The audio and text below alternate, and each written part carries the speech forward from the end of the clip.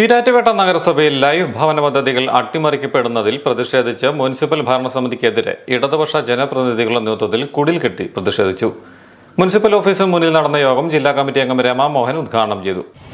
തമ്പുരാൻ എന്ന് വിളിക്കുന്ന ഒരു കാലഘട്ടം നമ്മുടെ സമൂഹത്തിൽ ഉണ്ടായിരുന്നു. അടിമൂടമ സമ്പ്രദായവും ജന്മി നാടുവാഴിത്വവും ഒക്കെ നിലനിന്നിരുന്ന കാലത്തിന് മാറ്റം വരുത്തിക്കൊണ്ട് വീടില്ലാത്തവന് വീട് പണിയുന്നവന് നീ കിടക്കുന്ന ഭൂമി നിന്റേതാണ് എന്നുള്ള നിയമം കൊണ്ടുവന്നുകൊണ്ട് തുടങ്ങിയ സംവിധാനം അതാണ് ഇന്ന് ലൈഫ് മിഷൻ എന്ന പേരിൽ ഈ കേരളത്തിൽ നടപ്പാക്കുന്നത് എന്ന് അടിവരയിട്ട് പറയുവാൻ ഈ കേരളത്തിലെ എല്ലാ രാഷ്ട്രീയ പാർട്ടിക്കും കഴിയും എന്നാണ് എനിക്ക് സൂചിപ്പിക്കാനുള്ളത്. അങ്ങനെ ലൈഫ് മിഷൻ എന്ന് പറയുന്ന പദ്ധതി വളരെ മാതൃകാപരമായി വീടില്ലാത്തവർക്ക് വീട് നിർമ്മിച്ചുകൊണ്ട് കേരളത്തിലെ ഗവൺമെന്റ് എന്ന് പറയുമ്പോൾ ഈരാറ്റുപേട്ട മുനിസിപ്പാലിറ്റിയുടെ പ്രാദേശിക ഗവൺമെന്റാണ്, ഭരണകൂടമാണ് ഈരാറ്റുപേട്ട മുനിസിപ്പാലിറ്റി എന്ന് പറയുന്നത്.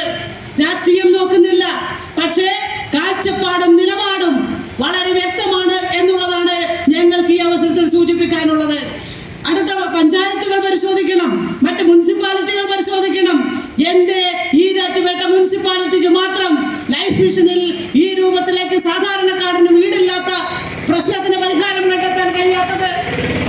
ഇത് പറയുമ്പോഴാണ് ഈ ഈരാറ്റുപേട്ട മുനിസിപ്പാലിറ്റിയിൽ ജനങ്ങളെ കബളിപ്പിച്ചുകൊണ്ട് ഇവിടുത്തെ ഭരണകക്ഷി മുമ്പോട്ട് പോകുന്നത് എന്ന് പറയാതിരിക്കാൻ തരമില്ല.